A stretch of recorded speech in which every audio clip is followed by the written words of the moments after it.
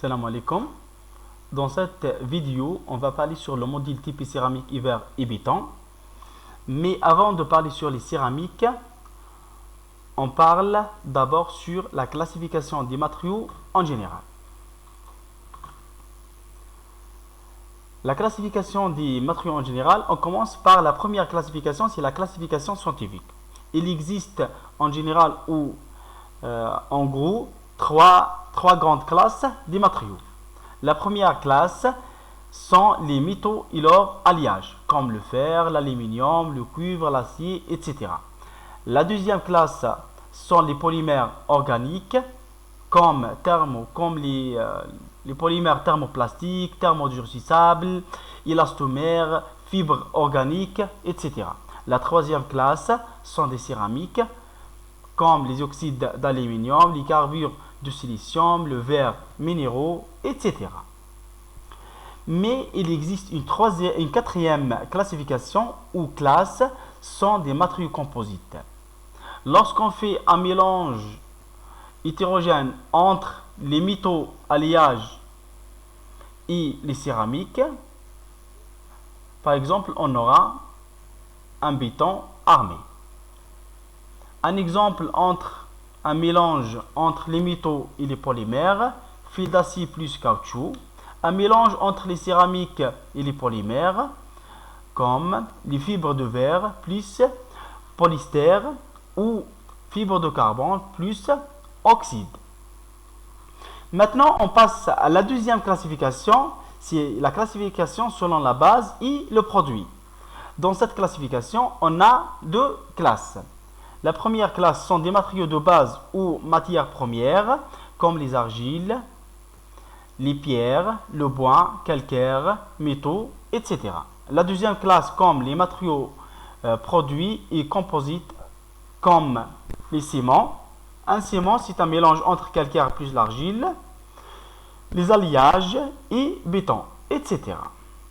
Maintenant, on passe à la troisième classification, c'est la classification pratique ou selon le mode d'emploi.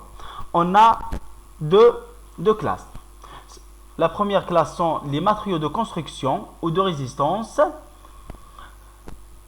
Ce sont des matériaux qui ont la propriété de résister contre la sollicitation force importante.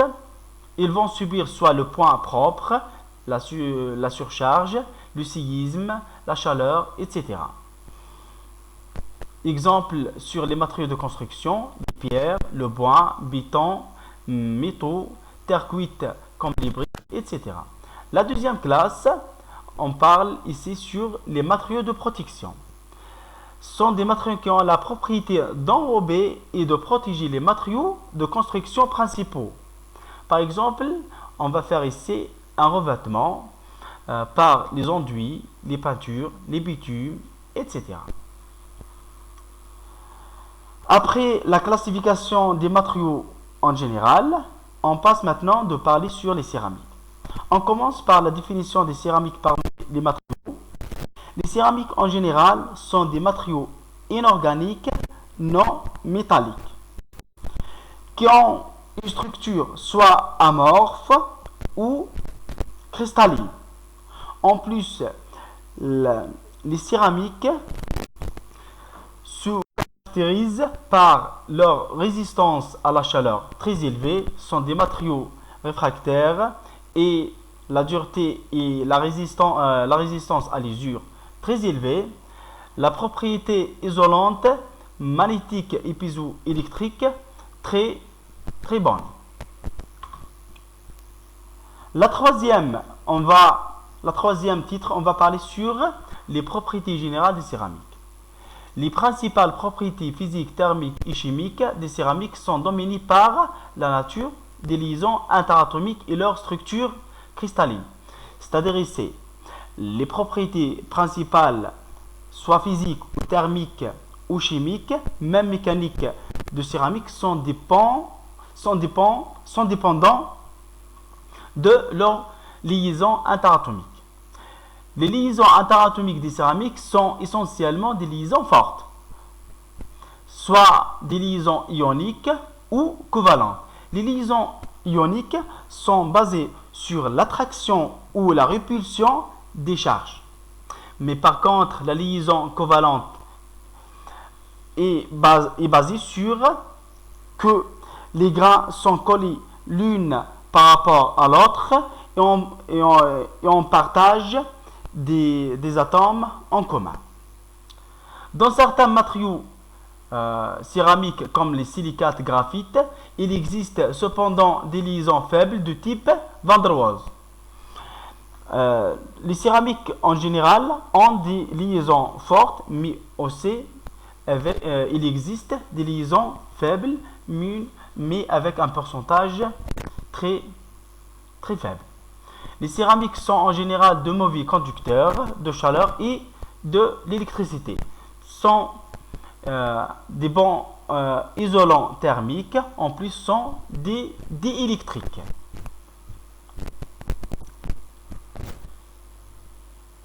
Les isolants thermiques et leurs propriétés mécaniques sont caractérisées par l'absence de la phase plastique. Les céramiques en général ont un comportement fragile. Et ça, c'est parmi les défauts des céramiques. Avec une dureté et une rigidité très élevées et une faible résistance à la traction car ce sont des matériaux fragiles et une bonne résistance à la compression. On passe maintenant de parler sur la classification ou les classes de céramique. On commence par la première classe, les céramiques vitrifiées. Les poteries, les tuiles, les briques de construction et réfractaires sont constituées d'argile mise en forme à l'état humide. Lorsqu'on parle sur les céramiques vitrifiées, on prend ici par exemple l'argile, on rajoute d'eau, on aura un comportement plastique comme l'argile. Puis on va former la forme désirée, puis sécher et cuite. Après sécher et cuite, on aura la forme finale. En général, les céramiques vitrifiées sont composées le grain et de silicate, enrobées la surface superficielle par une phase désordonnée liée à silice. Lorsque le silice exposé à une chaleur très élevée, elle va se coller et rejaquer mal la colle. En plus, il va coller avec un autre grain وراح يكون شغل la colle entre les deux grains. هذا هو دور تاع السيليس. La phase vitreuse fond au moment de la cuisson et s'étend entre les différentes parties cristallines, assurant la cohésion de l'ensemble. هذا هو le principe ou la base des céramiques vitrifiées.